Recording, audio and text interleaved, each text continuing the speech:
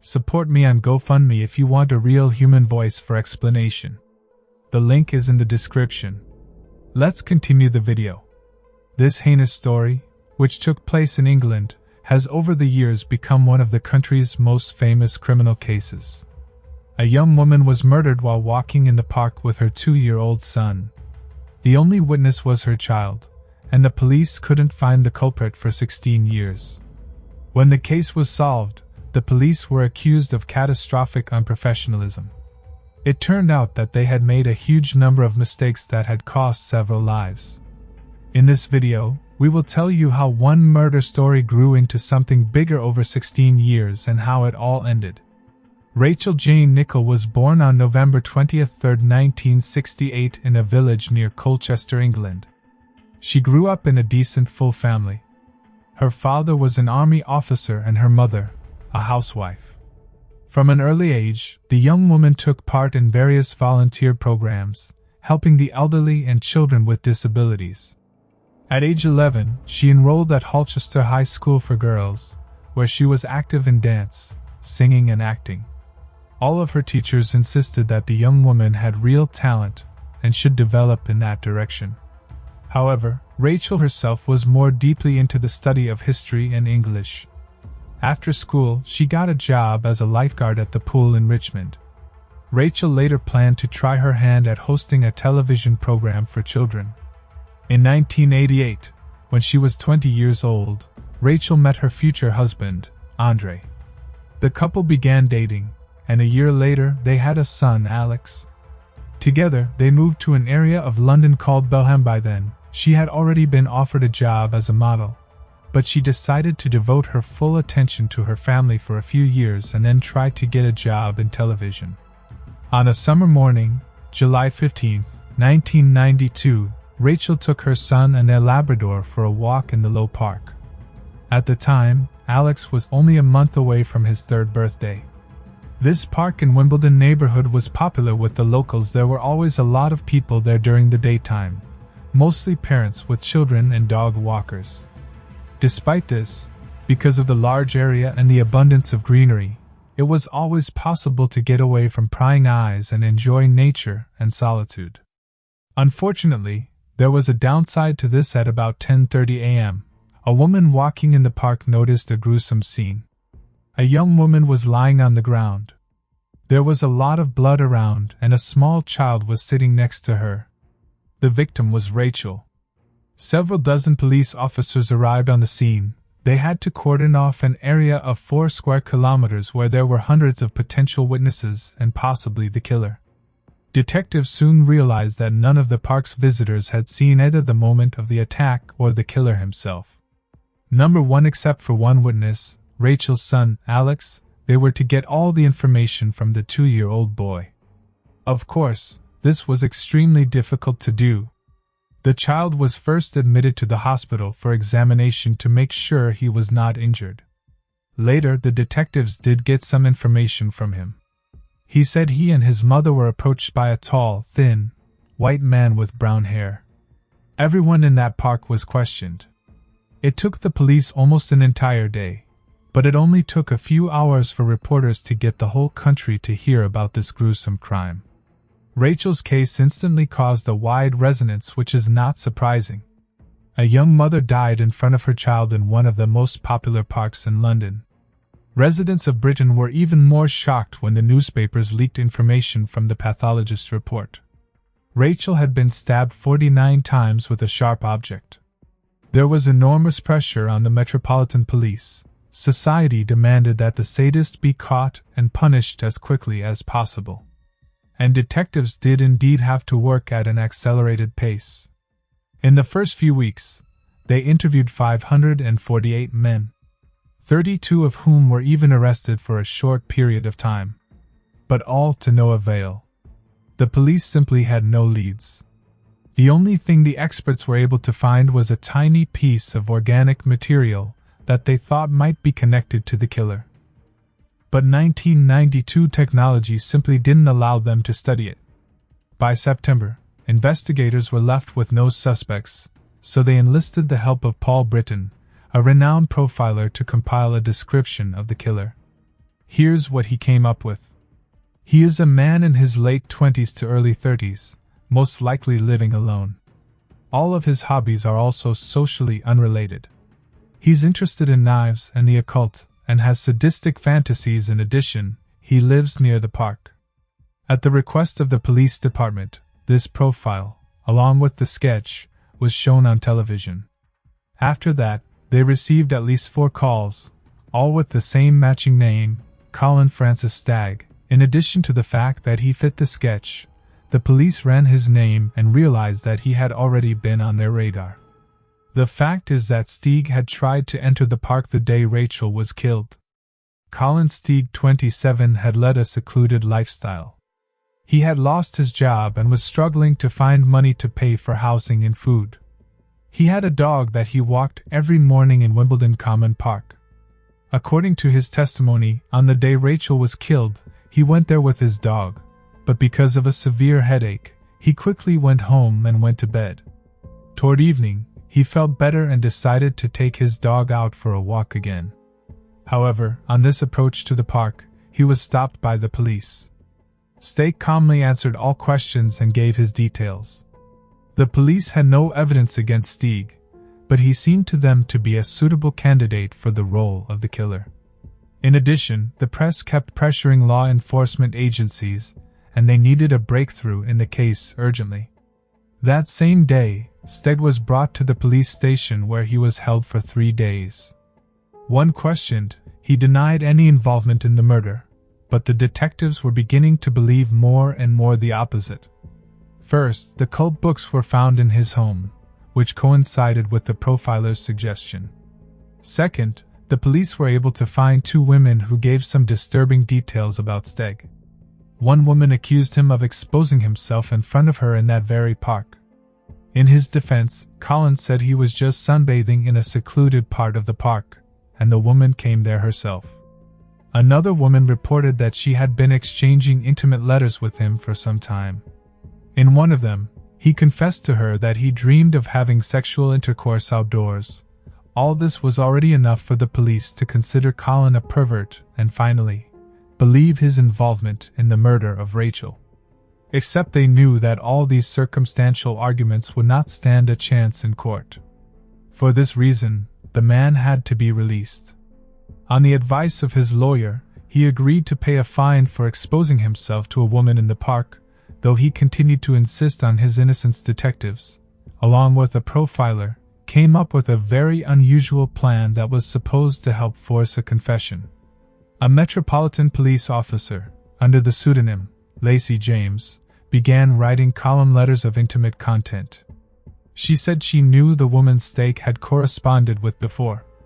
Despite the ridiculousness of the situation, the plan worked. Colin responded to all the letters, and each time their dialogues became more and more explicit and perverted.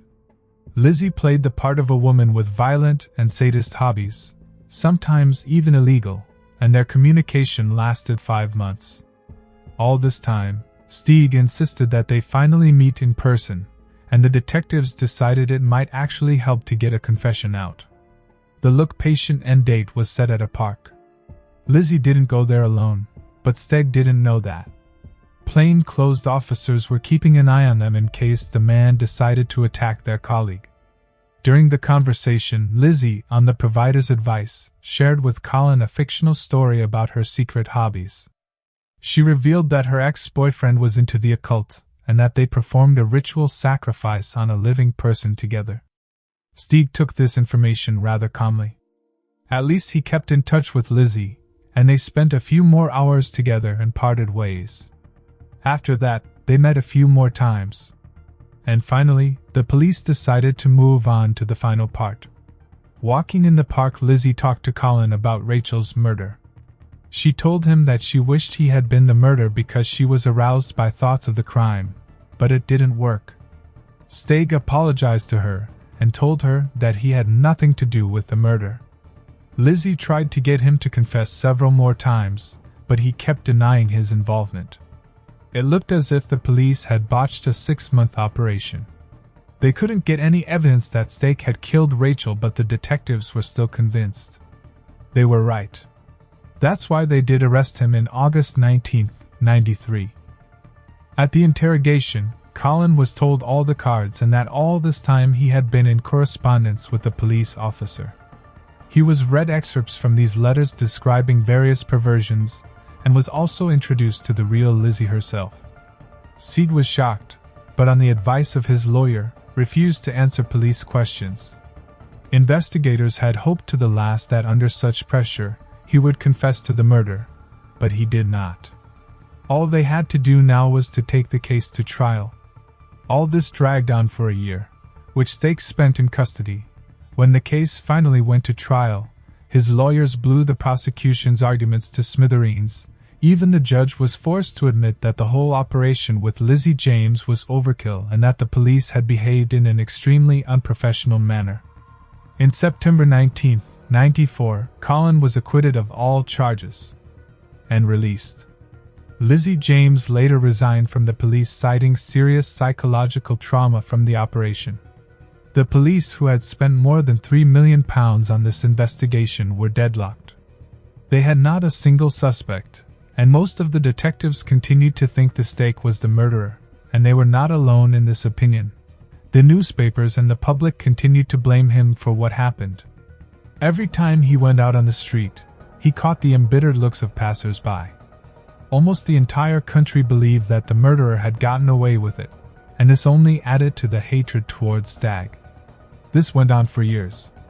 The Rachel Nicole case was finally hung in the balance, and the police made little effort to look for new suspects. Why were they all sure of Colin's involvement? By then, Rachel's husband, along with Alex, had gone to live in Europe for several reasons. First, he was constantly harassed by journalists, which reminded his son of his mother's murder. Secondly, the father felt it was not safe for his son to remain in London. He was the only person who saw the murderer. For a long time, no one knew which country they had moved to. Later, journalists did get wind that they lived in Spain and France. In 2000, Scotland Yard took up the case and assigned a new team to it. They studied all the collected material and witness statements but failed to find a new suspect. Only 3 years later, they announced that they had found DNA from an unknown man on Rachel's clothes. Analysis technology had only just matured to such a capability. And in 1992, such a discovery was simply impossible. Even in 2003, this tiny sample, which took experts 18 months to find, was not enough to establish identity. The data from that sample was only enough to rule out unsuitable people. And a year later, in 2004, the police finally had a new suspect. His DNA was already in the database, and a comparison with the sample from Rachel's clothes showed mixed results. That man was the 38-year-old Robert Napper, a convicted murderer and serial rapist who at the time had already spent 10 years in a halfway house. His biography is striking in two ways: the cruelty of his crimes and the ease with which he evaded justice. Later, because of this, the police would face a wave of outrage from the public. Napper first came into the hands of law enforcement in 1986. He was then given a suspended sentence for assault with an air gun. In 1989, he broke into a young mother's house and abused her. For the next 4 years, there was a series of similar attacks, but the police did not tie them together and could not reach the suspect. What followed was something truly amazing. Napper confessed to his mother that he had carried out all these attacks. She called the police and told them everything. And what do you think? They found no connection between the crimes and the woman's story, so they didn't look into Napper's involvement. The only thing the mother could do was convince her son to see a psychiatrist. When Napper came back from there, he said that the specialist thought he was crazy but took no further action. A short time later, he assaulted and abused a woman and her child in Crystal Palace Park. This happened just weeks before Rachel's murder, but again, the police failed to see the connection. This was by no means the only such attack in Crystal Palace Park, and police at some point figured out that one man was committing the crimes. From the words of witnesses, they compiled a sketch of him. After the publication in the newspapers, several of Napper's neighbors contacted the detectives. They all pointed to the man, and the police called Napper for a blood sample. He simply ignored the request, and the detectives did not go looking for him. They simply forgot about him. In November 1993, London was rocked by another high-profile crime, which, as it later turned out, was also committed by Napper. A young mother, Samantha Bissett, was attacked in her room. In addition, the perpetrator did not spare her young daughter. What he did to them shocked even experienced detectives. The police photographer who arrived on the scene could not return to work for several months because of the shock of what he saw. Remarkably, the same profiler who had been brought in to investigate Rachel's murder worked on all of these cases, and he believed that all of these attacks had nothing to do with each other. The detectives also saw no possible connection to the Rachel case because they were 100% sure that Colin Stagg was guilty. The team of investigators handling the attack at Crystal Palace Park also saw no connection. Napper was nearly 190 centimeters tall, and based on witness testimony, the perpetrator was shorter. But the maniac made one mistake in the attack on Samantha Bissett. He left a fingerprint in her apartment that allowed his identity to be run through the database. Napper had previously been fingerprinted after he stalked a woman in the street. He was not arrested until May 1994. When questioned, he denied guilt and was extremely calm. In his apartment, they found maps of London on which the locations of the attacks and murders were circled, including the place where Rachel was murdered. They also found several notes on how to properly abuse women. Shortly before that, police found a knife in the very park where Rachel was murdered. The fingerprints on the handle matched Napper's, but even that wasn't enough to make detectives consider him for the killer because they were still convinced Colin Stagg was guilty. Napper, however, was still considered a suspect in Rachel's murder for a while, but those charges were quickly dropped. The thing is that Napper said he was at work that day. In 1995, Napper went on trial for the murder of Samantha and her daughter. The prosecution struck a deal with him in which he pleaded guilty to manslaughter, and the court sent him to a closed psychiatric hospital instead of prison. The fact was that Napper had been diagnosed with a number of disorders, including Asperger's syndrome and schizophrenia. Because of this, the maniac could have avoided prison anyway, with or without a confession. As a result, the judge sent him to Broadmoor Psychiatric Hospital for treatment, with no time limit. Later, detectives wanted to question him about Rachel's murder, but the doctors forbade it. They feared it might aggravate Napper's mental status. Back to 2004, the new team of detectives on the Rachel Nicole case finally began to take a closer look at Napper as a suspect. After they compared his DNA to a small sample found on the young woman's body, the results were very mixed. That sample wasn't enough to confirm the similarity. It was only enough to rule out other suspects. In Napper's case, the results did not confirm with 100% certainty. Investigators kept digging further using new technology. On Rachel's clothing, they managed to spot a microscopic piece of paint. Experts examined it and concluded that it matched the paint on Napper's iron toolbox. Prior to his arrest, he worked as a storekeeper for the Department of Defense. It is not entirely clear how he could have gotten a job there with his set of mental disorders. Transcribed with audiototext.app by Gems on December 5, 2023, page 10 of 12. But the fact remains he combined assault and murder with his day job. It took Scotland Yard 3 years to prepare this case for trial, and in 2007, Napper was charged with the murder of Rachel Nicole. During the first hearing, he pleaded not guilty, which prolonged the trial for almost a year. In the end, Napper agreed to the same deal he had been offered 12 years earlier, a change of plea to manslaughter in exchange for a confession. On December 18, 2008, 16 years after the murder, he finally confessed. For Napper himself, the verdict did not change anything. He was left in the same hospital under heavy guard. Most likely, he will never be released. But the news made a lot of noise all over Britain. The police suffered the most, fixating on Colin Stagg and completely ignoring other serious leads. Instead, the investigation was divided into 3 separate lines. Each team of detectives looked for different criminals, while behind all the attacks and murders was Napper. That same year, 2008, Stagg sued the police department for £706,000, a record for Britain, for unwarranted criminal prosecutions. The Metropolitan Police also issued a public apology to him. He subsequently wrote several books about his life experiences. In them, he described what it was like to be accused of murder. Stagg admitted that for 10 years, his life was effectively ruined by journalists and the police. After the whole of Britain finally believed in his innocence, he decided to spend all the compensation on travel, expensive cars, and other things that brought him joy. In 2010, a special commission issued a report criticizing the actions of homicide detectives. This document was called a Catalogue of Wrong Decisions and Mistakes. And the reason for this is not only the fact that the murder could not be solved for 16 years. The whole point is that if the police had done their job properly, they could have arrested Napper before he killed Rachel, Samantha, and her daughter. No disciplinary action followed.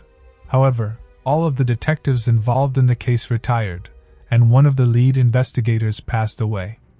As for Rachel's son, Alex, he did not give his first interview until 2017, 25 years after the incident.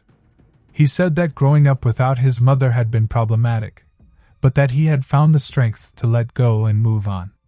Shortly before the interview, he went to the very place where his mother was murdered. And in that moment, he was able to finally let go of the heavy weight of the past. One can only hope that this story, like others like it, will serve as a lesson for law enforcement agencies around the world. It is too late to speculate about whether or not the police could have saved Rachel and Samantha, but it is never too late to draw conclusions and prevent future crimes. A 28-year-old woman mysteriously disappeared from her own home, leaving her bedroom light on. They had been looking for her for months. And at some point, the story began to resemble a detective series. The police had barely pursued the case, so the missing woman's parents turned to an independent team of former detectives, and it was only thanks to them that the gruesome truth came out. Kate Warren was born and raised in Charleston, South Carolina. She had 2 brothers and loving parents who tried to give their children the best of everything. Kate demonstrated a love for animals from a young age and started volunteering at various shelters from her teenage years. She also danced, had many friends, and was a very positive person. It seemed to everyone that the woman grew up in a very good environment, and in part, that was the case. But one day, all of that changed. Shortly before going to college, she admitted to her parents that she had been abused as a child by someone close to her family. Apparently, she did not reveal his identity, as this information is nowhere to be found. For Kate's parents, this revelation came as a real shock.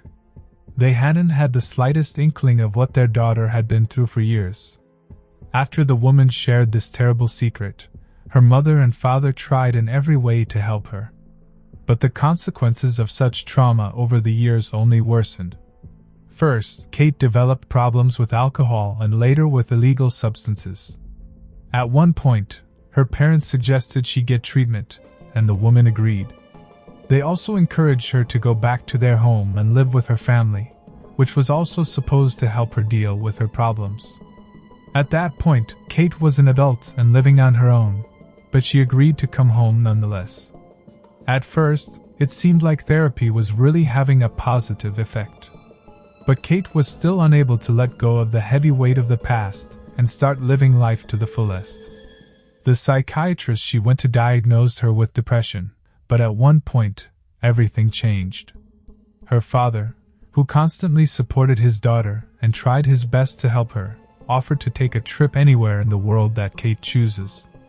The woman was excited by the idea and soon decided she wanted to go beyond the Arctic Circle. Her dream was to see polar bears. Despite the sad experience, she still had a great love for animals. They set about looking for suitable tours and soon bought tickets. They were to get to the Arctic Circle by ship, and Kate couldn't wait for this exciting journey. At this point, her parents watched as her depressed state was replaced with a cheerful and positive attitude. When they finally went on the trip, Kate was over the moon. She and her father had a great time. The woman gained a lot of positive emotions. On the ship that took them to the Arctic Circle, Kate met another tourist from Russia. Throughout the trip, they communicated and continued to correspond. At the end of it, Kate developed a liking for him, and sometime after his arrival home, she decided to go to Russia. There, they met again, and the woman even considered staying in the country longer, but she was prevented by problems with her visa renewal, and Kate was forced to return home. In spite of this, it looked as if the woman had finally managed to overcome her depression. She planned to solve her visa problems back home and even began writing a book for her children. It seemed like her life was finally getting better. But on Saturday, June 12, 2009, everything changed. On that day, Kate was home alone while her family was away on business. The woman always called her father to tell him that she was okay, but not this time. Her father decided to call her himself, but Kate didn't pick up. After waiting a while, he asked his wife to come home and check on his daughter. Given her past problems with alcohol and illegal substances, her parents were still worried. When she arrived home, her mother didn't find Kate there, but here's what was strange. The light in her room was on. It looked as if the woman had gone out for a while and would be back soon. The mother waited a few hours, but Kate was still gone. She also discovered that her daughter had left important medications at home that needed to be taken regularly. Despite their concern, the parents decided not to panic and wait for their daughter to show up. After all, Kate was already 28 years old at the time, and her parents understood that she could live her life. The father made the decision to wait until Monday, after which he wanted to call the police. On Monday morning, the father received a call from the bank. An employee told him that a man had come into their office and tried to cash more than $4,000 in a check signed by Kate Warren. They could not reach the woman herself, and her father acted as a fiduciary on her account. The whole situation seemed extremely strange. The father knew for a fact that his daughter had only a few $100s in her account, and that was the reason the bank security service decided to contact him. That said, the woman's own signature looked authentic. They also gave the name of the man who had brought this check. His name was Ethan Mack. The father did not know him, but because of what the bank said about Kate's signature, he assumed that this man was indeed an acquaintance of his daughter. Despite this, he still decided to go to the police, because Kate was still not in contact. Detectives began investigating the man's disappearance, and the first thing they came up with were questions for Ethan. He stated that he had known Kate for years and that she had written him this check for her old debts. According to Ethan, he often gave her money for clothes, jewelry, and other purchases. After talking to Kate's acquaintances, the police did verify that she had been friends with Ethan for a long time. According to them, there had never been a romantic relationship between them, but they had always been close. Ethan himself said that he and Kate met Friday night and went out to eat at a restaurant. Afterward, he drove her home and left on his own business.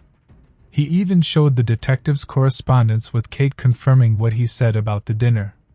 Ethan allowed the detectives to inspect his home where he lived with his mother and his car. They found nothing suspicious. But the situation with the check still seemed odd to the police, and they were in no hurry to clear him. Eventually, Ethan called the police station and rather harshly asked them to leave him alone.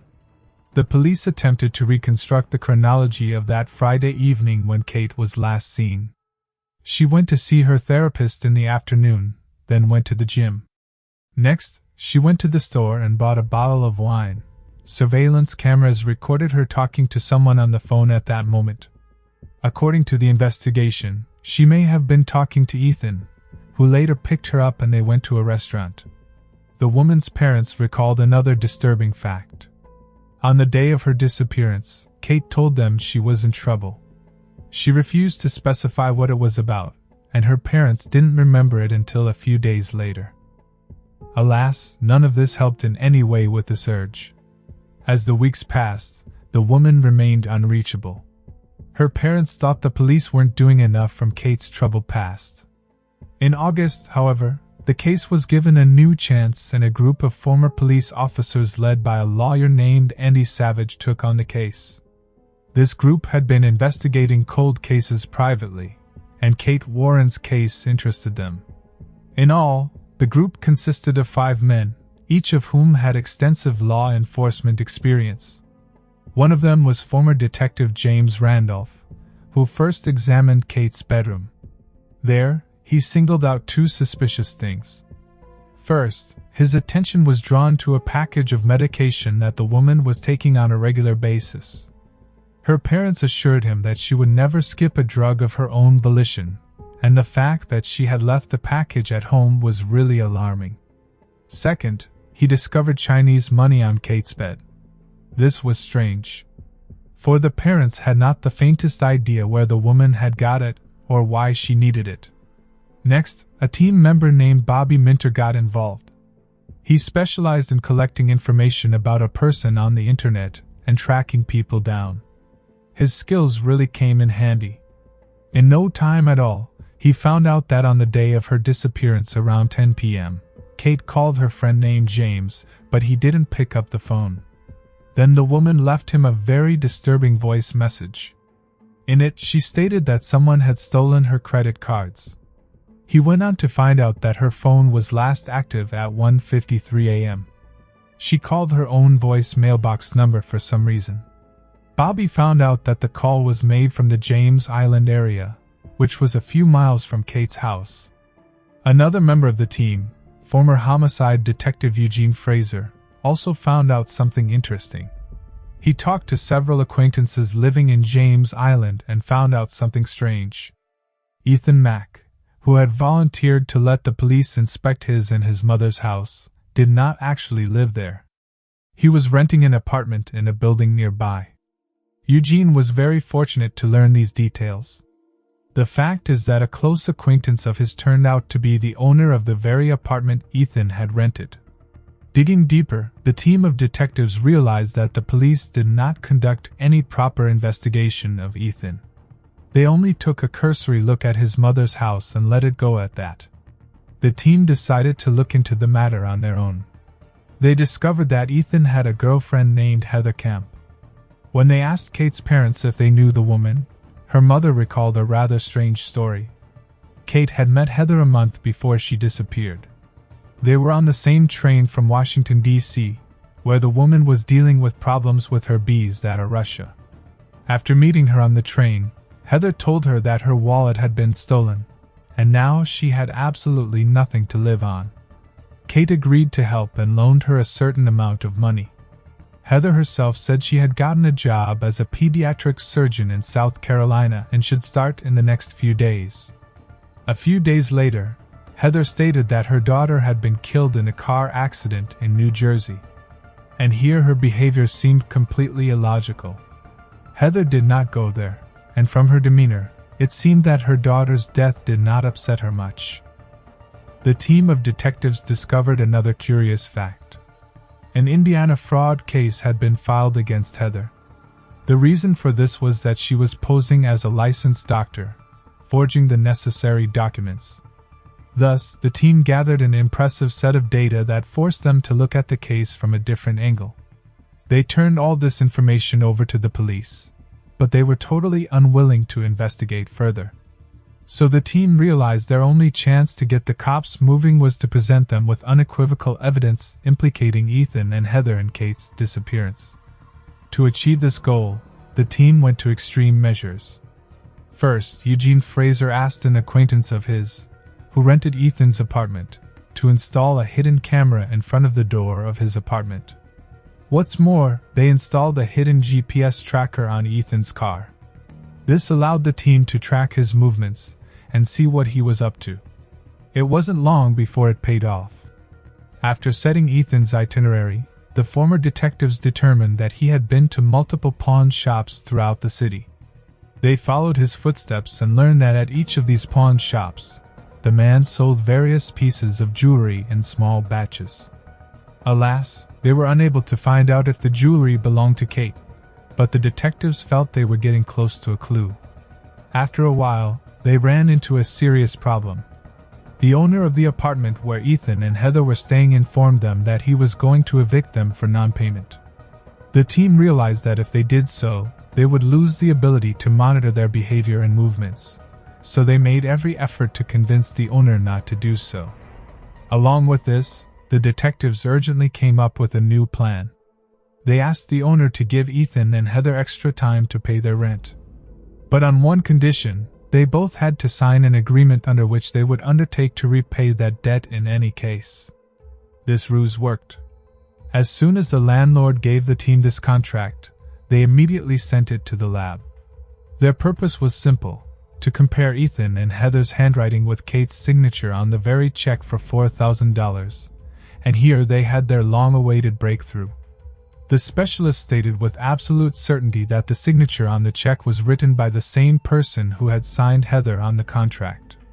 This meant that it was Heather who had forged Kate's signature, but the team was well aware that the lazy police still wouldn't want to listen to them. Something else had to be found, and they came up with a new plan. They convinced the landlord to play along until Ethan at the apartment needed to be treated for insects. The head of the team put on an exterminator suit and went to the apartment with the owner. Beforehand, the detectives waited until Ethan left the apartment, noticing that his car had pulled away from the house. James and the owner went inside. An unpleasant surprise awaited them.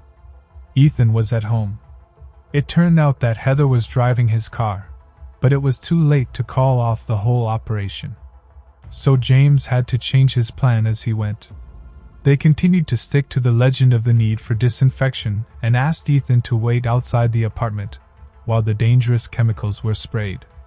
Ethan, who suspected nothing, agreed and went outside. At the same moment, James began to carefully search the apartment for any evidence that might link Ethan to Kate's disappearance.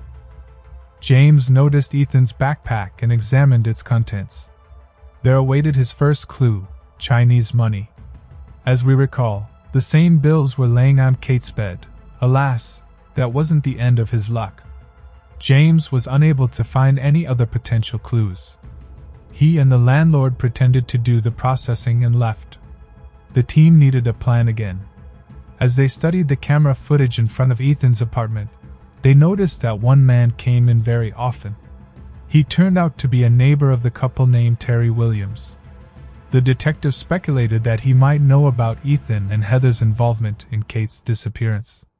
So the team took a risky step. They decided to offer Williams an impressive sum of cash if he would tell the police what his friends had done to Kate. They took the bag of cash and went to Williams' apartment with this offer. But here, the detectives had a rather unexpected twist waiting for them. At the time they knocked on Williams' door and told him about their offer, Heather was at his house and heard everything. Apparently, she was cheating on Ethan with Williams. After hearing the detectives talking to her lover, Heather panicked. She called Ethan and hysterically told her what had happened. The team didn't expect this scenario, and over the next few days, they tried to figure out what to do next. But then another surprise happened. Williams called them and invited them to his house for a talk. The detectives arrived at his apartment, and Williams spoke. He stated that Ethan and Heather had not told him anything directly, but he suspected that the couple had done something bad to Kate. He then picked up an iPod from the shelf and revealed that Heather had given it to him just days after Kate disappeared, and Williams had assumed that the player belonged to her. The team examined the iPod, and thanks to the serial number, they were able to determine that it did belong to Kate. This set of clues was already enough to once again go to the Charleston Police Department. And this time, the local cops could no longer shrug off their job. After examining everything the team had managed to dig up, they finally arrested Ethan and Heather. At the first interrogation, Heather agreed to cooperate with the investigation on the condition that the police help her get minimal punishment. She stated that Kate's body was on Wadmalaw Island, about 20 miles from her home. Police enlisted a search party and combed the area all day. Kate's body was not there. It soon became clear that Heather had simply deceived them. Then Andy Savage decided to resort to another ruse. He realized that Heather was most likely directly connected to Kate's murder, but he met with her and promised to help. Andy offered her a deal. He would do whatever it took to get her off the check forging charges, and she would name the exact location of Kate's body. Heather is convinced that this is her only chance, and she agrees. She said Kate's body is still on the outskirts of Wadmalaw Island, specifically near Polly Point Road. The woman also described a specific location. The team of detectives decided to go there without the police, and they were disappointed. They failed to find Kate, but they returned the next day, and it finally happened.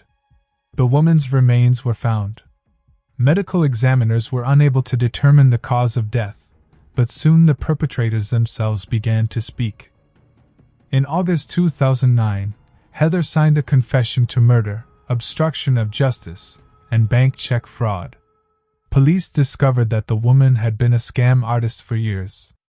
And on that train from Washington, D.C., she chose Kate as her next victim. She later met Ethan and began dating him. As for Ethan, he was in no hurry to plead guilty, and a trial began in October 2010. Based on testimony from Heather, the prosecution reconstructed the chronology of events. According to their version, on the day of her disappearance, Kate learned that Heather had cheated her and also stolen her credit cards. Kate threatened to tell her father, who would most likely involve the police. Heather told Ethan, who sided with her despite her long friendship with Kate. According to the investigation, Kate had dinner that night, not only with Ethan. Heather was also present. Apparently, the couple was trying to negotiate with Kate to keep the cheating story from escalating. At the restaurant, Heather might have promised Kate to return the credit cards and money that had been in Ethan's apartment. When all three got there, Heather attacked her. The court questioned Heather's version and ultimately sentenced her to 39 years in prison. As for Ethan, he was a little luckier. He was sentenced to 25 years. This difference is due to the fact that Heather was also charged with fraud. What do we have in the end? Because of the actions of one fraudster, events unfolded that could give rise to detective movies. On the one hand, we have Kate, who suffered severe trauma as a child, affected by alcohol and other substances. She found the strength to change her life for the better and overcame her depression. On the other hand, we have a sad fact in front of us. Her whole life was cut short because of a combination of betrayal and lust for profit.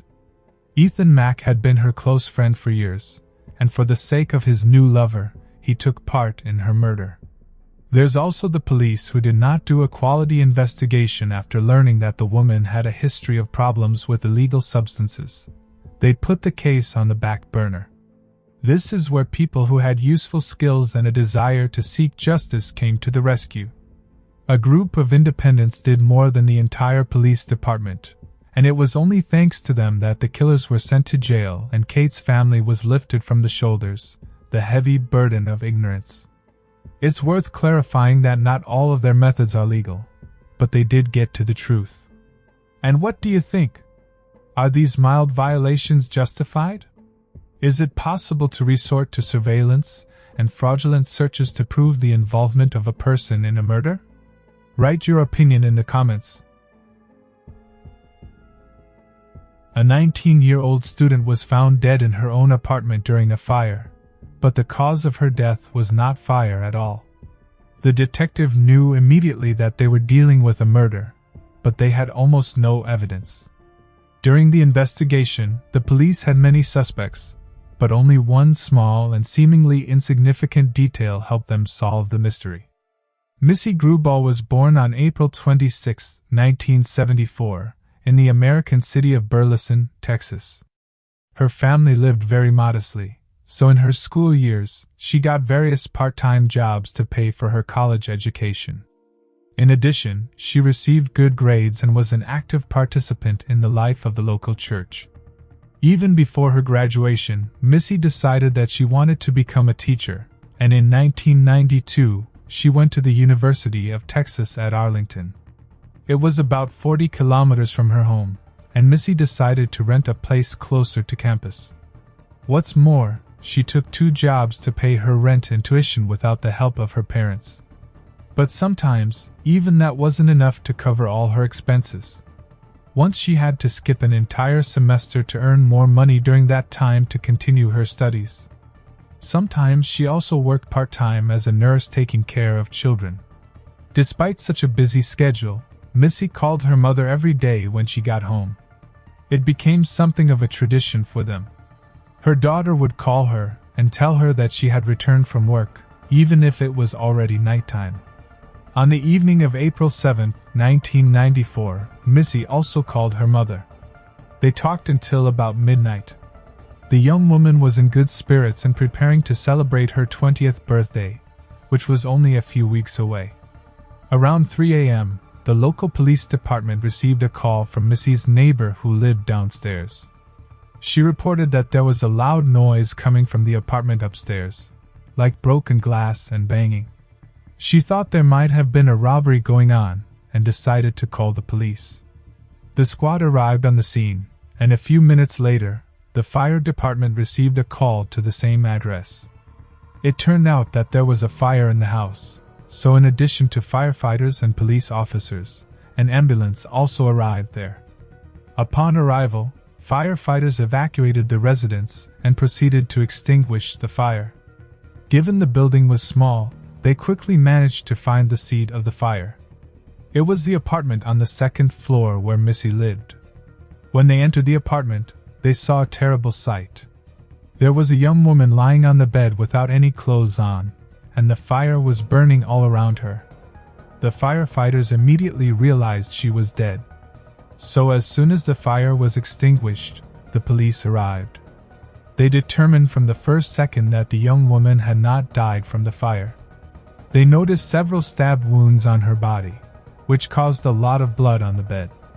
As for the fire itself, firefighters immediately opined that it was purposeful arson. Moreover, when they first arrived at her apartment, they smelled a strong odor of gasoline.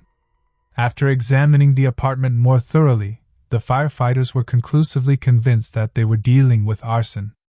Someone had poured gasoline all over the apartment and left, leaving the dead young woman inside. However, the perpetrator had closed the front door, which made the extent of the fire not as large. There was not enough oxygen in the apartment to keep the flames burning. The police quickly identified the deceased as Missy Grubauer. In the meantime, her body was handed over to medical examiners, and they conclusively confirmed that the young woman had died before the fire started. This was confirmed by the stab wounds on her body and the lack of smoke traces in her lungs. If the victim had been alive when the fire started, even when she was unconscious, she would have inhaled smoke, and the experts would have noticed it. They also determined that the young woman had been abused and were able to extract a sample of the perpetrator's DNA because of it. The police found a knife in Missy's apartment, which they believed was the murder weapon. Unfortunately, no prints were left on it. Apparently, the killer had washed it in the sink before setting the fire, nor could the DNA from the victim's body help them get a lead on a suspect. In 1994, there was no way yet to load that data into the database to match the DNA of previous convictions, but the police had their first lead almost immediately. It turned out that a week before her death, Missy had filed a police report on a co-worker she had worked with at the coffee shop. A young guy had lost his place and was looking for someone to stay with for a while until he could find a new apartment. Of all his coworkers, Missy was the only one who agreed to help and let him stay with her. She even gave him a spare set of keys so he could leave and return regardless of her. The coworker only lived there for a few days. One day, Missy came home from work and was about to put the tips she had received for the day into the piggy bank. She kept saving small amounts to add to her tuition and rent, and by then, she had almost $1,000 in her piggy bank. But that day, the young woman discovered that all her money had disappeared. She immediately blamed her coworker since no one but him had spare keys. He denied guilt, but Missy threw him out and reported him to the police. But when they started looking for him, the guy had quit his job and disappeared. So the investigators had a pretty good suspect. The guy had keys to Missy's apartment, so he had no problem getting in. When he found out the young woman had gone to the police, he might have held a grudge against her and decided to get revenge. If he didn't know that Missy had already gone to the police, he might kill her just to keep her from doing it. While the cops were searching for this guy, they started working on another clue. Letters from a certain young man had been found in the victim's apartment, and judging by their contents, he and Missy were having some sort of affair. They didn't live very far apart, but they exchanged letters regularly. The young woman was a deep believer and had never had a boyfriend before. She also mentioned in her letters that she wasn't ready for any kind of intimate relationship until after marriage, and her companion was of the same opinion at first. But over time, the contents of his letters became increasingly intimate, and Missy wasn't happy about it. The detectives decided to run the man through the database and, to their surprise, discovered that he had a prior conviction for violent acts. Given that Missy had also been abused before the murder, this was enough to make the young man a suspect. He was found and questioned, but he denied any involvement, but he had no solid alibi. The boy said he was sleeping alone in his house at the time of the murder. However, Missy was killed between midnight and 3 a.m., so his alibi didn't seem all that dubious. But the detectives were in no hurry to drop the charges and asked him to volunteer a DNA sample. The guy agreed, and they let him go. Unfortunately, in those years, DNA analysis took more than a month, and it had only been a few days since Missy's murder, so detectives had to wait at least a month for experts to isolate the DNA profile from the victim's body and then wait another month to compare it to the guy's sample. So investigators began looking for other leads. And soon they had a third suspect. The management of the cafe where Missy worked told them about an incident that had happened shortly before her death. The young woman complained to the manager that one of her coworkers named Jeff had stolen some items or money from the cash register. The theft charges were confirmed, and the man was fired. Afterward, he caught up with Missy and began accusing her of losing his job and leaving him without a livelihood. During this conversation, he said he was going to kill her. The police also discovered that Jeff had tried to win Missy's affections, but she rejected him. This also may have served as an additional motive. All this was more than enough for the police to question the man. But while the detectives were trying to find out his address, something unexpected happened. Jeff's girlfriend came into the station and said she was afraid of her boyfriend and suspected him of killing Missy. It turned out that the man had not been home the night of the murder, and he had never told his girlfriend where he was since then. She also said that Jeff had a very bad temper and often exhibited outbursts of aggression. The man repeatedly mentioned the story that he had been fired because of a complaint from Missy, and he had been furious about what he had done. When he did get found and brought in for questioning, he acted very brazen. Jeff kept smiling and bombarded the detectives with various stories that were at odds with reality. He claimed that, in fact, Missy was obsessed with him and wanted to date him. And that was why his girlfriend had gone to the police to get revenge. He also stated that he was at home with his girlfriend the night of the murder, which contradicted her story. When the detective said that his girlfriend denied this alibi, he just laughed. That said, Jeff did agree to provide his DNA sample voluntarily. Given that there was no evidence against him, and the DNA analysis could have taken over a month, he had to be released. But a few days later, Jeff's girlfriend called the police. She was extremely disturbed and told them that the guy had kidnapped her from her parents' house and held her hostage for 8 hours, threatening to kill her if she tried to get away from him. Eventually, he let her go, and the young woman immediately contacted the police. They immediately began to search for Jeff, but by then, he had already escaped. In spite of this, the detectives were almost certain that he was behind Missy's murder. They put out a search for him on a kidnapping charge, but the man seemed to have vanished. Meanwhile, experts at the lab were able to determine the blood type of the owner of the DNA sample found on the victim's body. They also had samples from Jeff and Missy's boyfriend, and both had a different blood type. This came as a surprise to the detectives. They were almost certain that Jeff was the killer, but the data from the lab disproved that theory. Thus, they were left with only one suspect who had not given his DNA sample and who had not yet been found. A colleague of the victim who she had allowed to stay with her. However, a month had passed since the murder, and the police were still unable to track him down. But suddenly, they had a new lead that no one was expecting. Missy's mother called the investigators and said she remembered a strange detail the young woman had told her on the phone a few days before she died. She didn't give it much thought and didn't decide to share it with the police until a month later. As mentioned earlier, Missy sometimes worked as a nanny, and one of her regular clients was a young couple who lived in the same complex. They had a young child, and the woman was pregnant with her second. Her partner, Louis Arroyo, also worked in the same restaurant as Missy, so they often saw each other and talked. According to the mother's story, a few days before her daughter's death, the man came to Missy's house to talk. Even though it was getting close to nightfall, she let him in. Louis told her that his relationship with the young woman had been strained lately, and that he just needed someone to talk to. But what followed was something that struck the police as extremely strange.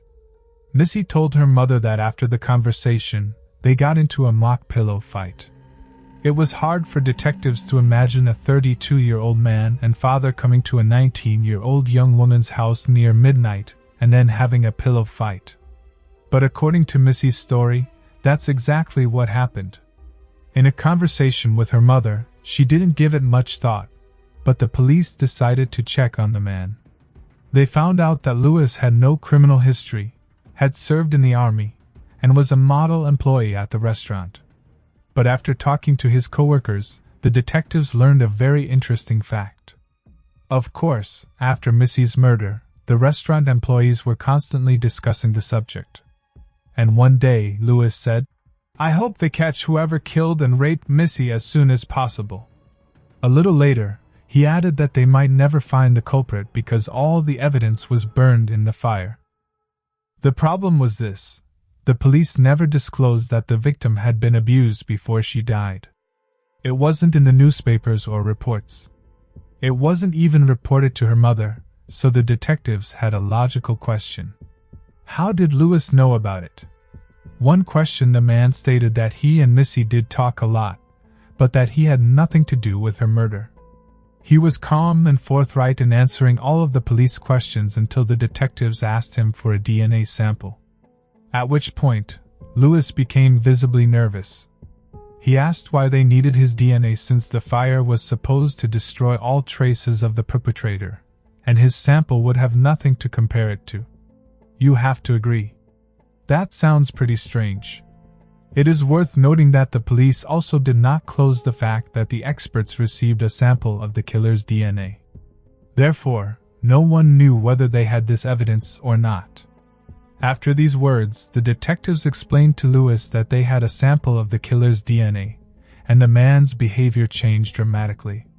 He said he urgently needed to take his child somewhere and left the station, promising to come back the next day to take the DNA test, but he never came. A day later, the police went to his workplace, but the man was no longer there. The manager and his girlfriend called and asked to give Louis a couple of days off because he had to leave town. Along with this, the detectives discovered another interesting fact. Louis had married his girlfriend the day after he was questioned. At this point, they could only guess what was behind the move. But first, the investigators decided to talk to his wife. She said that on the day of the murder, Louis called her from work and said he was going to a bar with friends. He came home around midnight, took a shower, and said he was going for a run. He returned after 2 a.m., and his wife noticed that he smelled strongly of smoke and gasoline. The man was also coughing constantly, and his nose had traces of soot in it. His wife asked him what had happened. Lewis then told her that he had run by Missy's house and noticed the fire. He went up to her apartment and saw that the place was engulfed in flames, and the young woman herself was lying on the bed. Lewis tried to save her by giving her artificial respiration, but the smoke and flames forced him to run outside. Apparently, his wife was quite satisfied with the story, and they went to bed. As you have already realized, the detectives found a number of suspicious points in the story.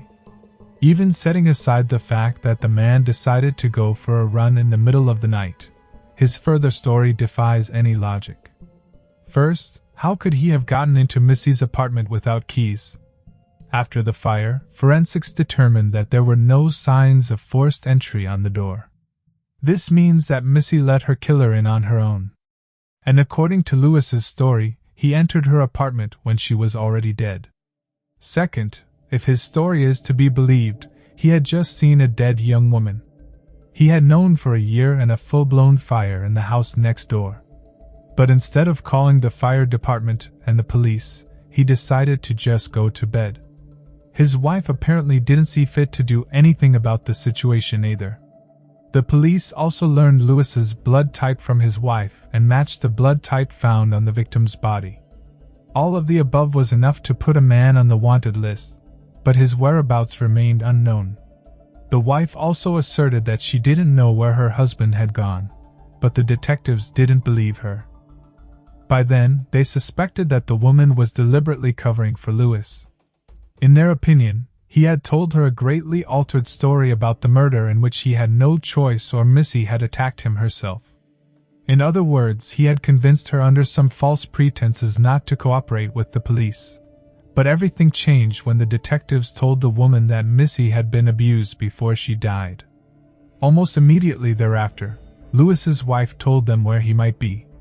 At about the same time, police officers from the city of San Antonio found a burnout car that belonged to Lewis and that his mother lived in the same city.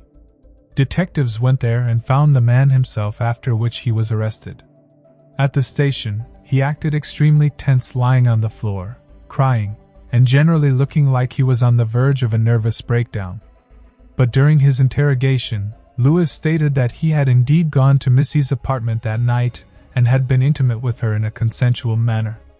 This account did not go well with the fact that the young woman's body was found with many wounds and bruises, not to mention the fire. Next, Lewis's story became frankly bizarre. He said he didn't remember how events unfolded after that, but he may have stabbed her while denying that he had set the apartment on fire. The man did not actually deny his involvement in the murder, but he did not confess either. This made the detectives' job difficult, but now they could take a sample of his DNA. At that point, they already knew that Lewis's blood type matched the killer's, and all they had to do was wait for the DNA results. Sometime later, the experts found a perfect match, and Lewis was charged with murder. Given that he did not actually confess directly, the case went to trial.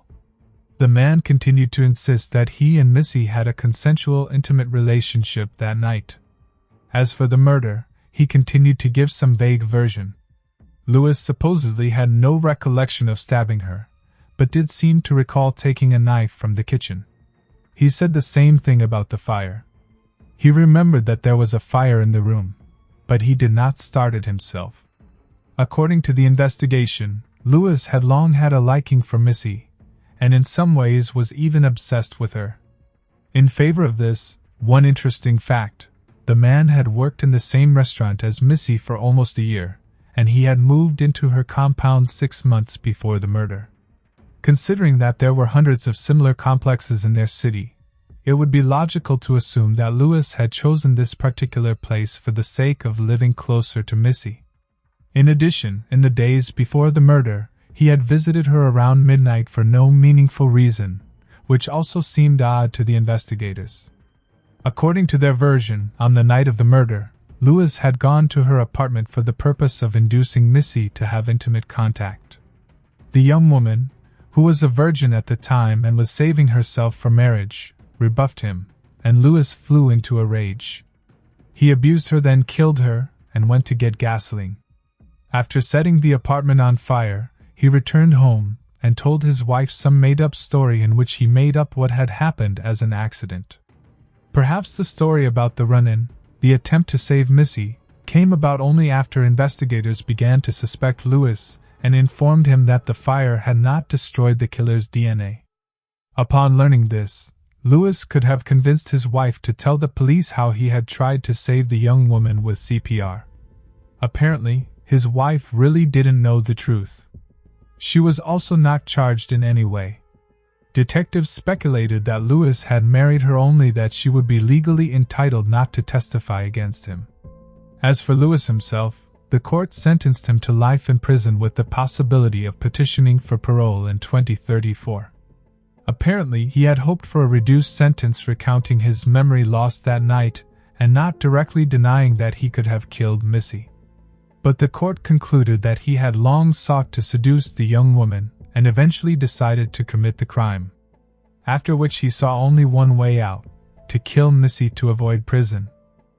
Thus, the police were able to solve a very complicated case in which, of the 4 suspects, the most unobvious was the culprit. They only drew attention to him thanks to Missy's mother, who decided to share a strange but insignificant detail. Perhaps Lewis would have gotten away with it if it weren't for that little detail. And lastly, as for Jeff, he was found after all and jailed for 4 years for kidnapping his own girlfriend. Share your opinion on this story in the comments. A freshman at a prestigious university disappeared without a trace after a sports match, leaving her open car and keys in the parking lot. The police did not investigate the case, thinking that the young woman had simply run away, but her parents and friends knew that something terrible had happened. For 12 years, the mystery remained unsolved, and only after all this time did the truth come out. Shannon Melendi was born on October 20th, 1974, in Miami, USA. 5 years later, her parents had a second daughter, Monique. From an early age, the girls were taught that their first priority should be to get a quality education. This approach had a strong influence on Shannon from the first years of school. She studied only excellently while finding time for various clubs and sections where she excelled. In high school, Shannon firmly decided that she wanted to tie her future career with politics or law.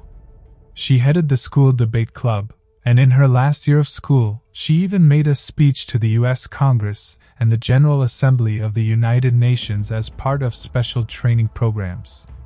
After these events, she finally decided she wanted to work on the Supreme Court. To achieve this goal, she needed a good legal education. Shannon's applications to several of the country's top universities were accepted, and she chose Emory University in Atlanta, Georgia, due to its reputation and the annual grant of $15,000 for the first 4 years of study.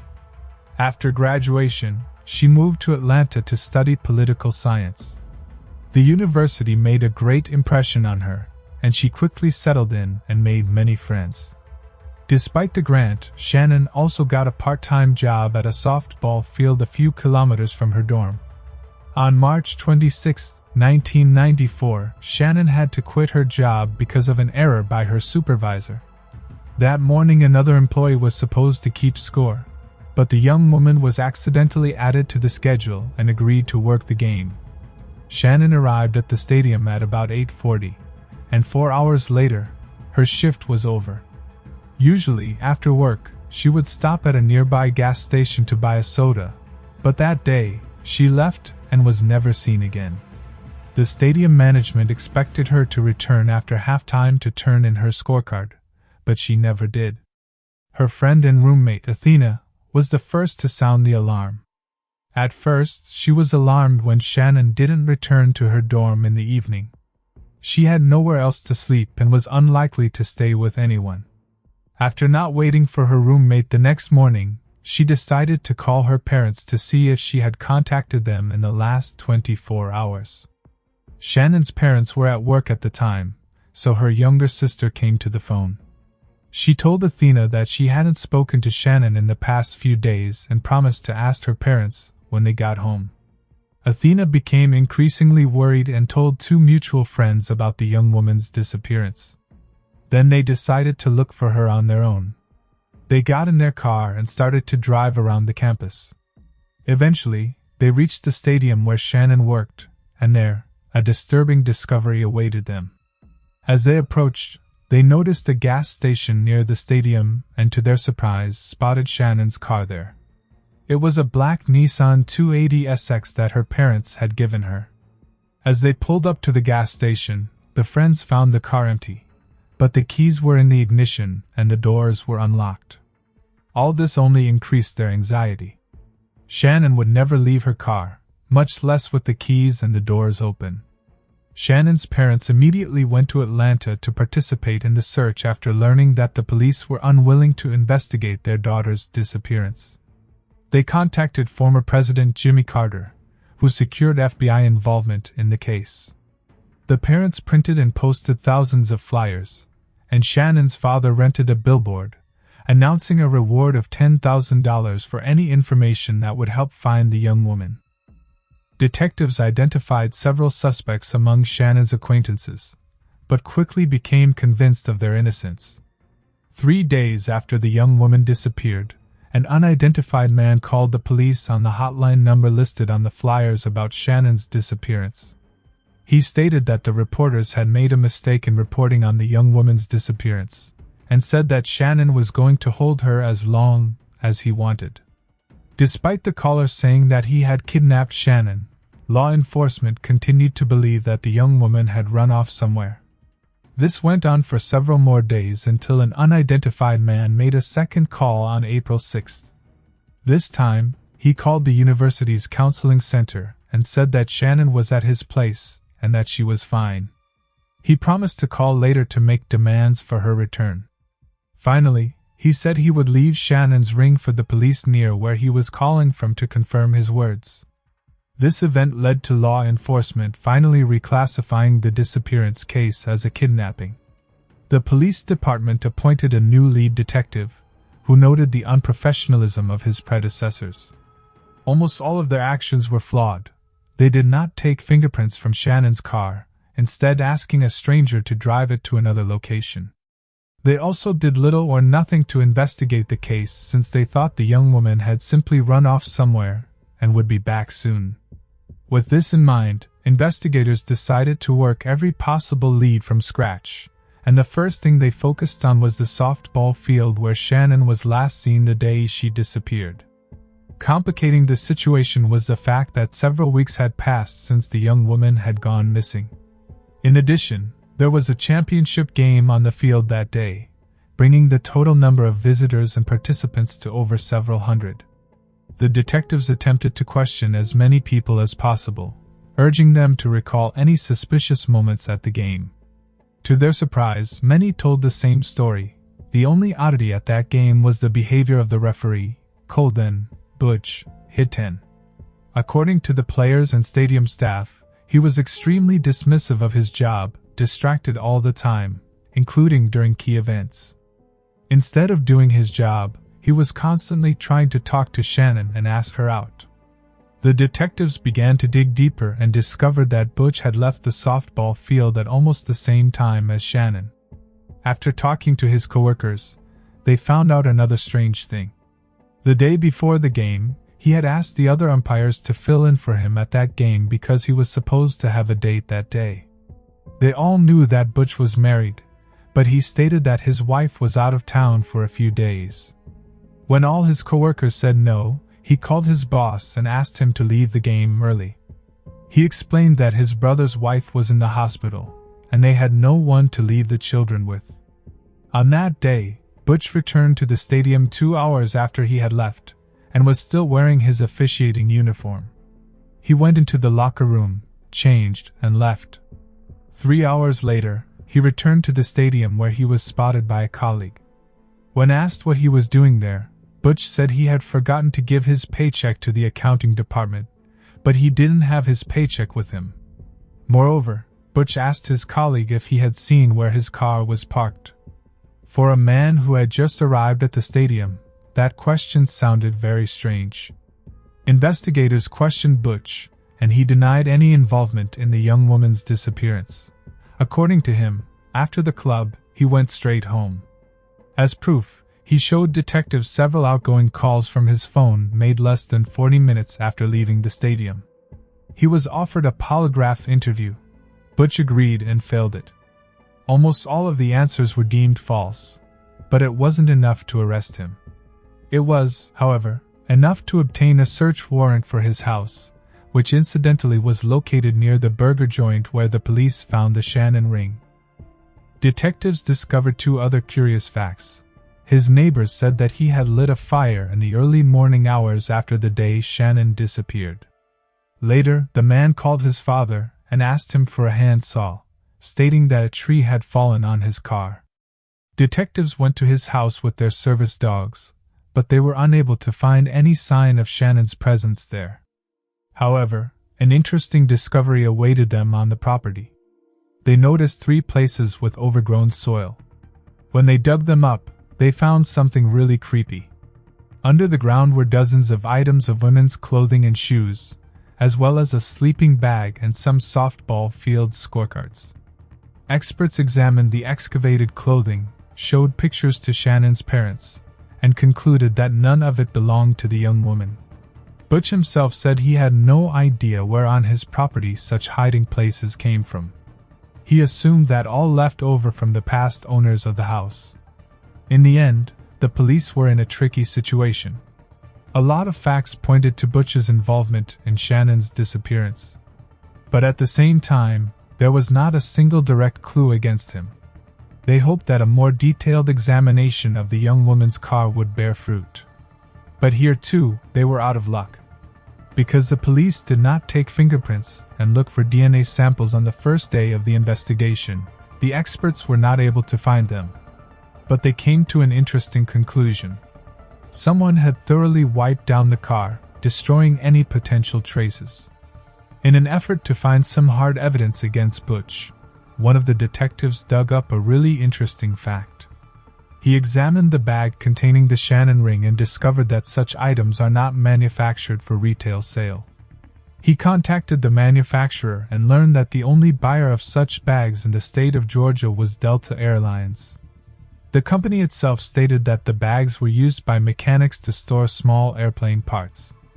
And as we recall, Butch worked as a mechanic for that very company, and that's not all. The detectives went over the whole thing so thoroughly that they found another tiny clue. In Butch's car, they found a piece of the same duct tape in which the pouch had been wrapped. On the tape itself, the experts found microscopic particles of the same metal. After studying its composition, they concluded that this compound is used only in the aviation industry. In spite of all this, the case was frozen for many months. The police and Shannon's parents were sure that Butch was behind the young woman's disappearance. But no one could prove his involvement. All the evidence was circumstantial. As soon as the airline learned of the suspicions about the man, they quickly fired him. Before that, he had managed to brag mockingly to his colleagues that he was a suspect in a case of kidnapping a woman. After reviewing his background, investigators discovered that Butch had quite an impressive criminal history under his belt. They didn't know this at the beginning of the investigation because there were no advanced criminal databases back in the 90s. It turned out that he had committed his first crime when he was still a minor. He got a part-time job and one day went to his boss's house where only his wife was there. Butch tried to tie her up, but he failed. The woman then convinced him that if he left, she wouldn't tell anyone what had happened. He believed her and left the house, and the woman immediately called the police. Butch was arrested, but due to his age, he was only ordered to undergo involuntary psychiatric treatment. This, despite the fact that he admitted that he wanted to abuse the woman. The next time he went to the police was for kidnapping a 14-year-old young woman when he was in his 20s and had a wife. He called his younger brother's ex-girlfriend and told her he wanted to meet her. He assured her that his younger brother would be with him except he came alone to the meeting. Then Butch said that his brother asked him to give her a gift. He asked her to put her hands together, then wrapped a rope around them and took the young woman to his house where he locked her in the basement. It is unknown how the story might have ended, but Butch's wife accidentally discovered the victim and called the police. The young woman told investigators that Butch molested her.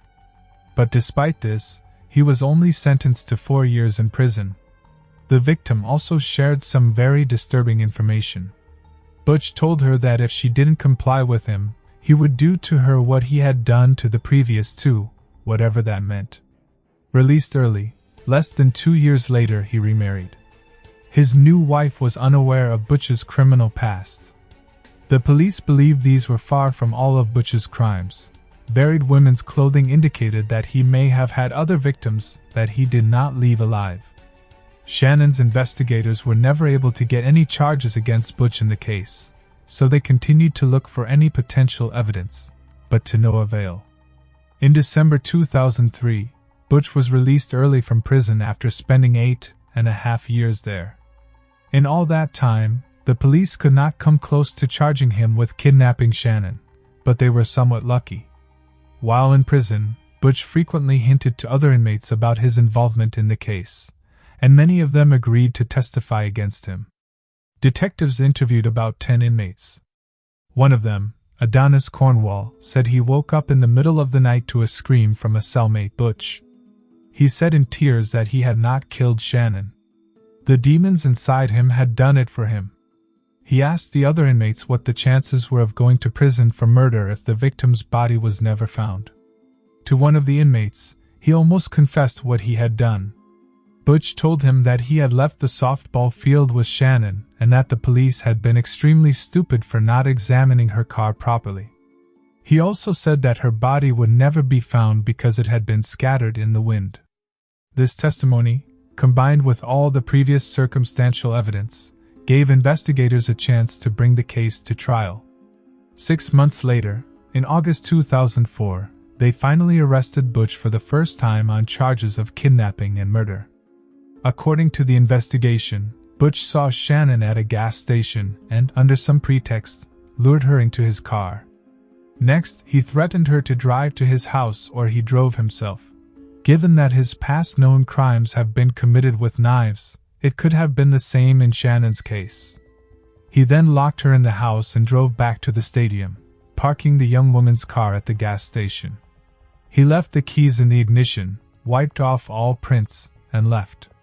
When he returned home, he could have abused the young woman, killed her, and then disposed of the body. Few people believed the court would convict. I think everyone is familiar with the phrase, "no body, no case," and in the vast majority of cases, it fully reflects reality. It is extremely difficult to prove that a person committed a murder if no one has even seen the victim's body. At the time, there was not a single case in Georgia where a court had convinced a person without a body. But investigators went to great lengths to squeeze the most out of the circumstantial evidence they had. They even brought him prisoners to the trial who heard hints of Shannon's murder from Butch. He himself insisted on his innocence. After the trial was over, the jury could not decide on a verdict for 3 whole days. But eventually, they made the decision and found Butch guilty of murder. Consequently, the court sentenced him to life in prison. He was 43 years old at the time, and in theory, he should have spent the rest of his life behind bars, but there was one unpleasant nuance. The perpetrator was eligible to apply for parole every 7 years according to the statutes in effect at the time of the murder. Butch tried to challenge the court's decision, but he failed. 2 years later in 2006, something really unexpected happened. He decided to confess to the murder. His story was almost exactly the same as the prosecution's. He saw Shannon in the parking lot and suggested she go to Burger King for a bite to eat. Shannon agreed, and they drove there in his car. After eating lunch, they drove back to the field. Only Butch missed the right turn. Stopped the car and said his leg was cramped. He asked Shannon to drive and got in the back seat. There, he pulled out a prepared knife and threatened and forced the young woman to drive to his house. There, he tied her up and told her he wasn't going to hurt her. Butch said he only wanted to sell her car, after which he intended to let her go. She behaved calmly and did not try to scream or fight back. Leaving her tied up in the house, Butch returned to the stadium, drove Shannon's car to the gas station, and left the keys inside. He did this in the hope that someone would steal it, and it would help throw the police off the scent. After thoroughly wiping the steering wheel and other places where he might have left fingerprints, Butch returned home. He abused the young woman and left for the movie theater with his nephews and their parents. Apparently, this family outing he had originally planned as an alibi. When he returned home, he abused Shannon again while constantly repeating that he would let her go as soon as he sold her car. He then allegedly began to realize the gravity of what he had done and tried to figure out what to do next. He went to bed but woke up a few hours later and began to panic. Then he went down to Shannon's house, put a tie around her neck, and cut her off. According to Butch, she was asleep at the time, and it all happened very quickly. Next, he spent hours wondering what to do with the body. By morning, he decided to burn it. Built a large fire and added fuel, putting the body there. He changed his clothes and went to the service at church. When he returned home, the fire had allegedly destroyed all remains. The man said that the unbearable weight of the guilt made him confess to what he had done, but it was hard to believe. First, he made 2 taunting calls to the police and the university, telling them that Shannon was alive while he had already disposed of her body. Second, he planned to kidnap another woman, his wife's best friend, that day. As soon as his wife went out of town, he called her and asked her to come over. Allegedly, he and his wife wanted to meet her, but the friend refused, which saved her life. Knowing this, can we speak of any remorse and guilt on the part of Butch? In addition, he stated that the fire had turned the body to ashes in a matter of hours, which seems impossible. According to the man, when he came home from church, there was no trace of Shannon. He allegedly waited for the ashes to cool, gathered up the ashes, and dumped them on the railroad tracks. Most likely, he lied and had to bury the remains, including the bones, somewhere. But why would he do that? The only option here was that Butch realized he might never be released and decided to play the remorse game. But if he had pointed out where the body had been buried, his sentence might have been altered and denied him the opportunity to petition for relief. He continued to insist that the fire in his house was really caused by a broken vacuum cleaner, despite the traces of fuel that experts found. As of now, he is still in prison, and his next petition for parole can be filed in 2025 when he will be 64 years old. Shannon's parents continue to fight to ensure that he is never released.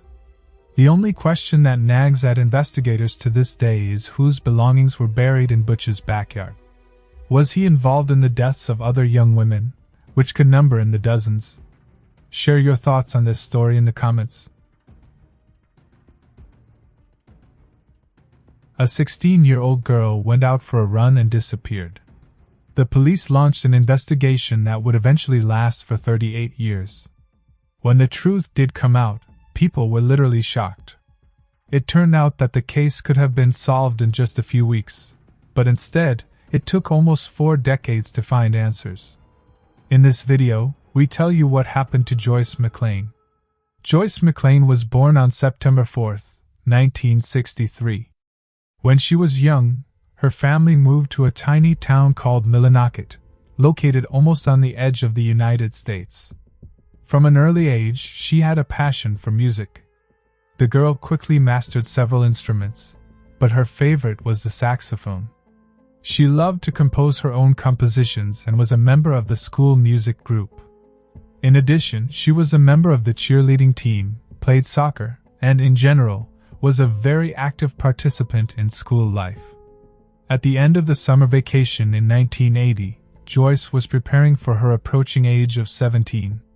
She had only recently received her driver's license, and she planned to go to the lake shore with her friends and relatives to celebrate her birthday.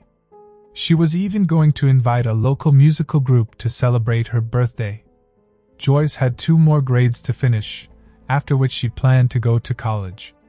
The girl was preparing for this in advance, so she studied only with honors, as well as earning various sports and musical achievements. On August 8th, she and her friends spent the day at the lake, after which she decided to go for a run.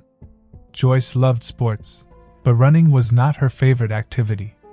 In spite of that, she was going to play in high school soccer games during the new school year, and she made every effort to keep herself in shape. The girl went out for a run at about 7:30 p.m. Normally, she would run with her friend, but she was busy that night. Joyce had a standard route. She would do a few laps on the road that went around her tiny town. It usually took about an hour. But that night, the girl never made it home. Several hours had passed since Joyce had left, and her mother was beginning to get seriously worried. The girl always let her parents know where she was going, and if she had gone for a walk with friends after her run, her parents would have already known about it. Her mother decided to go looking for her and drove around town in her car. She asked around all the neighbors who came her way, but no one had seen Joyce. Considering the vast majority of the people in this small town knew each other, a few more people joined the search. Night was approaching, and the girl was still nowhere to be found. Then the concerned parents decided to call the police. Local officers immediately joined the search, and in the hours that followed, more and more citizens took to the streets. They combed the route Joyce was running, as well as the area behind the school. Unfortunately, there was no sign of Joyce. With each passing hour, panic increased, and there was little hope of finding Joyce alive and unharmed. It was the middle of the night. The police had completely ruled out the possibility she might have gone out with some friends. The problem was that everyone she knew was at home and later joined the search. Joyce's parents simply couldn't imagine their daughter deciding to go out alone until very late at night. They were unable to locate her, and the search dragged on for 2 days. During that time, police officers, along with residents, continued to explore the area until they finally made the heartbreaking discovery on August 10th. Joyce's body was found just 60 yards from the school playgrounds not far from the trees. The girl was lying on the ground. Virtually all of her clothes were missing, and her hands were tied behind her back with a piece of blue cloth. The police immediately realized that the victim had been hit hard in the head, but a more detailed analysis was to be done by a medical expert. After examining the body, they concluded that the girl had received multiple blows to the head, and that her death occurred on the evening of the same day she disappeared. Despite the almost total lack of clothing, the unknown perpetrator did not abuse her. Unfortunately, no other information could be obtained. There were no foreign DNA samples on the body, and even in the early 1980s, the technology was only in its infancy. The first person in history to be convicted thanks to DNA testing was not arrested until 1987. So the police were forced into a complex investigation with a minimal set of clues. Shortly after the discovery of the body, officers discovered Joyce's clothes, but that did not bring them any closer to a solution either. News of the brutal murder quickly spread through the town, plunging it into a very grim state. As is usually the case, the inhabitants of such tiny towns in the middle of nowhere had never encountered a murder. Adding to the anxiety was the fact that the killer was still out there. His identity remained unknown. Given the complete lack of evidence, several theories swept through the town. The most popular was that Joyce's body had been found near a place where less fortunate youths congregated. They often drank alcohol there at night and also took illegal substances. People thought that a group of such tipsy guys might have molested Joyce, and things got out of hand. The police even checked with locals who regularly spent time in those companies, but they were unable to establish their involvement. Another theory was that the killer might have been a man who came for seasonal work. Hundreds of people came to this area on a regular basis since there were not enough local people to fill all the jobs. But even here, the police could not find any evidence. Some even began to suspect the volunteer who discovered Joyce's body. The fact was that he had spent most of his time surveying the area in tandem with another volunteer. On the morning of the last day, however, he went out to search alone. Because of this, there was a theory that he was involved. But even here, the police could not confirm his guilt. There was another version. It turned out that the same night Joyce disappeared, there had been a serious accident not far from the city.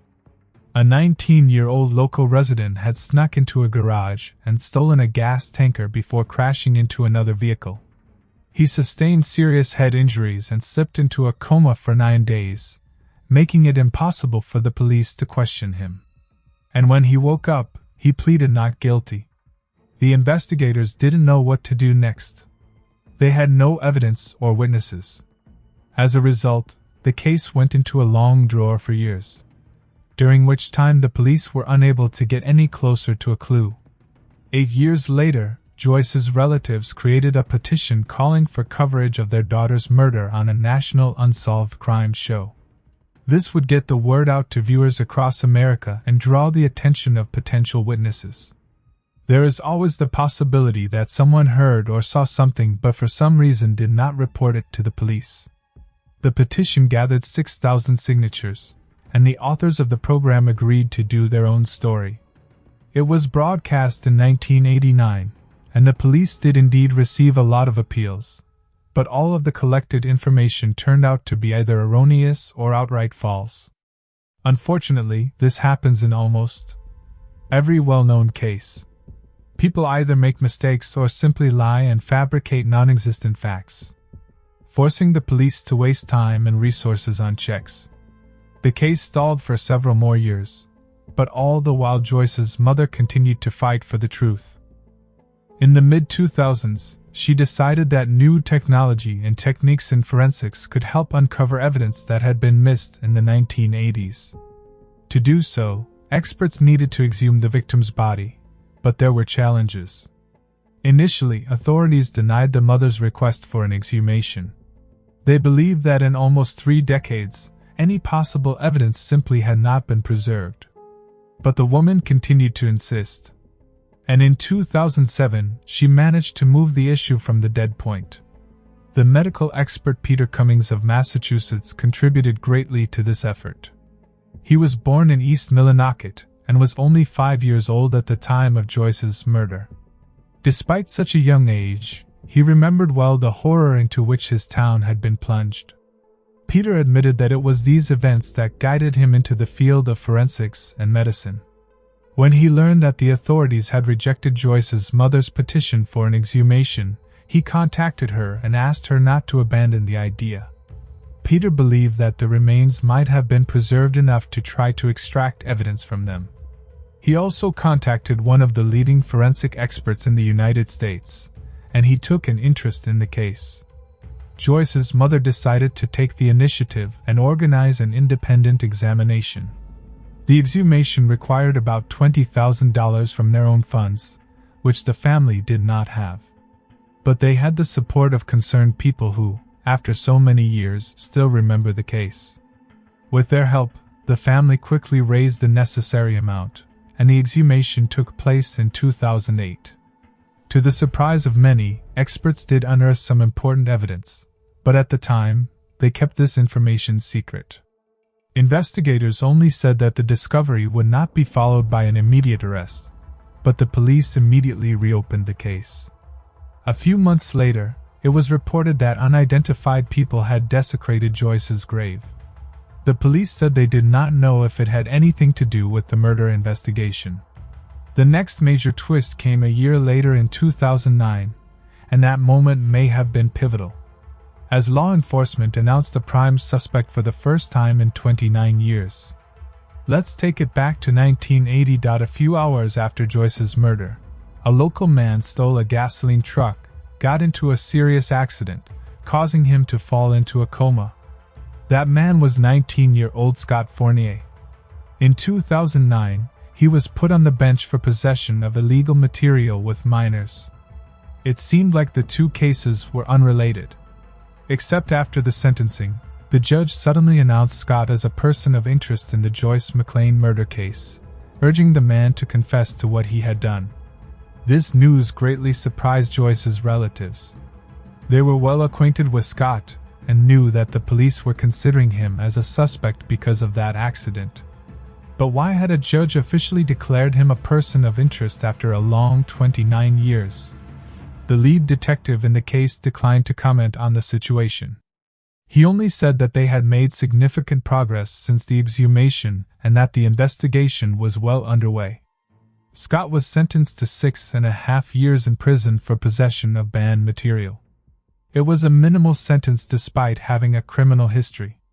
He was tried in 1979, 1980, and 1984 for theft, but all of those crimes occurred too long ago to affect the amount of time in the current case.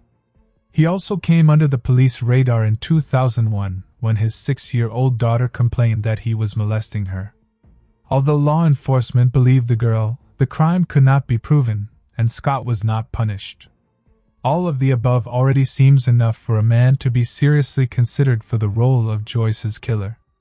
But as it turns out, that's just the tip of it, and gets much scarier from there.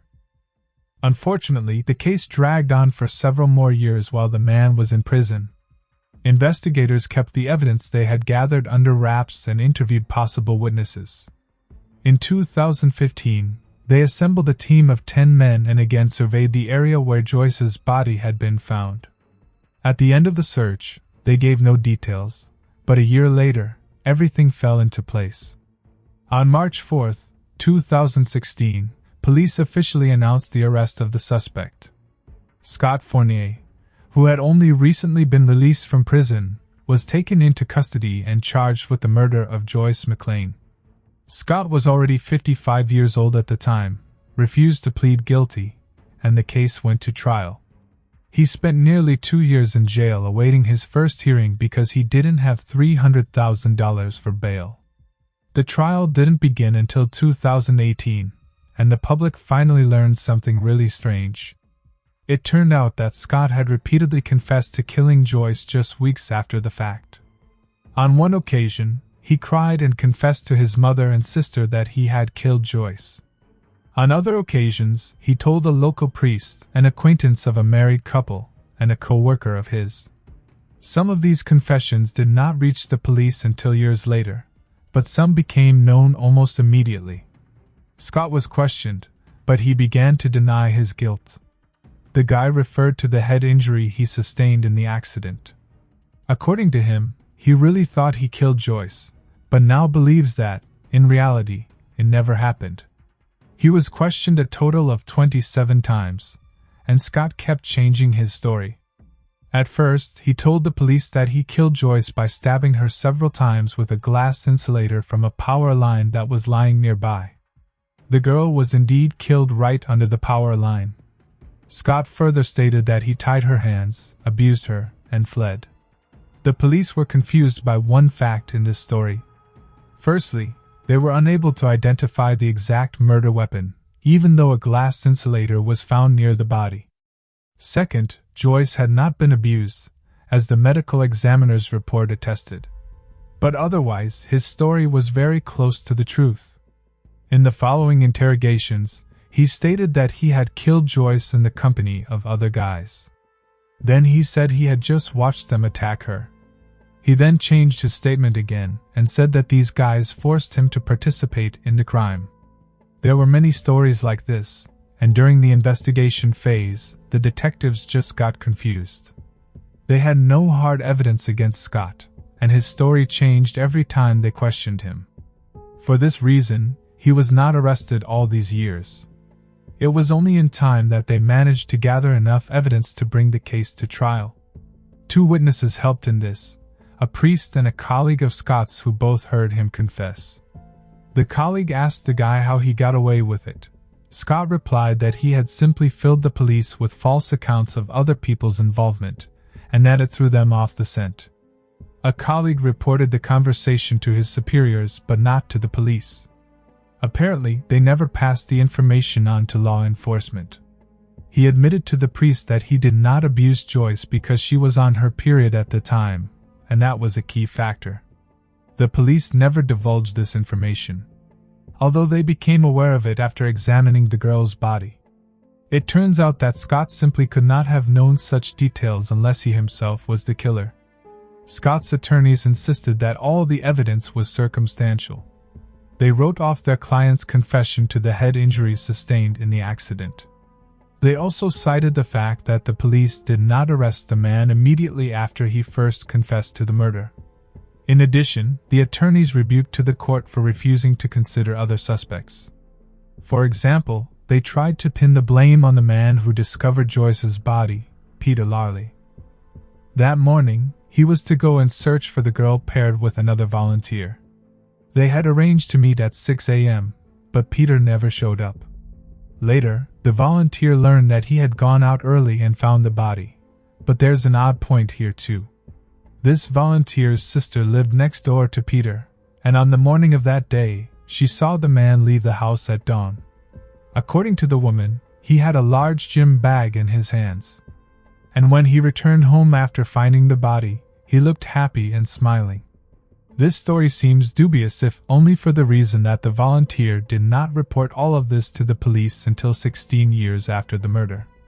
That already seems strange, and it is impossible to verify the authenticity of his words. Unfortunately, Peter Larley died of a heart attack just 2 days before Scott's arrest. For this reason, no one will ever know why he came out earlier, but the police said that there is no evidence that he was involved in the murder. The prosecution denied all the arguments of the lawyers. They assured him that the police had looked at all possible suspects and had not been able to find even a hint of their involvement. Scott, on the other hand, gave many reasons for suspicion. Even his stepfather told the police early in the investigation that he suspected Scott of murder. According to him, a few days before the incident, the boy said he planned to start running in the evenings. He also mentioned that he felt sympathy for Joyce. Moreover, when Scott first confessed to the murder, he was asked to show where he had attacked Joyce. The boy led investigators to the exact spot where the body was found. They cited several other witnesses to corroborate the theory that he was involved. On the evening of Joyce's murder, at about 9 p.m., the couple saw Scott run by the scene of Joyce's murder with a bottle of liquor in his hands, except according to them, an unknown young man was running beside him. They didn't know at the time that's where the girl's body would be found, but they later reported it to the police. An hour and a half earlier, 2 local teenagers had also seen Scott and an unidentified young male running through that area. The trial lasted just over 2 weeks, and the final verdict was handed down on February 5, 2018. Scott was found guilty of Joyce's murder, sentencing him to 45 years in prison. At the time, the man was 57 years old. A sentence that virtually guaranteed he would spend the rest of his life behind bars. In 2019, Scott's attorneys appealed, which helped them schedule a new hearing. The court, however, did not change the original sentence. According to the judge, the evidence against the perpetrator was exhaustive, and all the arguments of the defense had no weight. Joyce's relatives lifted from their shoulders the heavy weight of ignorance that had been with them for 38 years. All that time, they had fought for the truth, and it was her mother who contributed the most. This woman dedicated her life to getting justice. Eventually, she went even further and helped pass a law that enabled the authorities to start allocating substantial funds for the creation of unsolved homicide squads. One obscure point remains in the whole story. Who was the other guy seen by witnesses? Scott's involvement here is almost obvious. He knew so many details that the police never disclosed publicly. It just can't be written off as conjecture. But what about the 2 groups of witnesses who told the police the same thing? Could it be that Scott committed this crime in the company of some other person? This point is also questionable. After Joyce was killed, Scott stole a gasoline truck and had an accident, but he was the only one in the car. Where did his supposed partner go? Is it possible that they separated immediately after the murder? And yet, the version of the second killer seems dubious. Share your opinion on this story, and don't forget to like if you liked the video. Thanks for watching.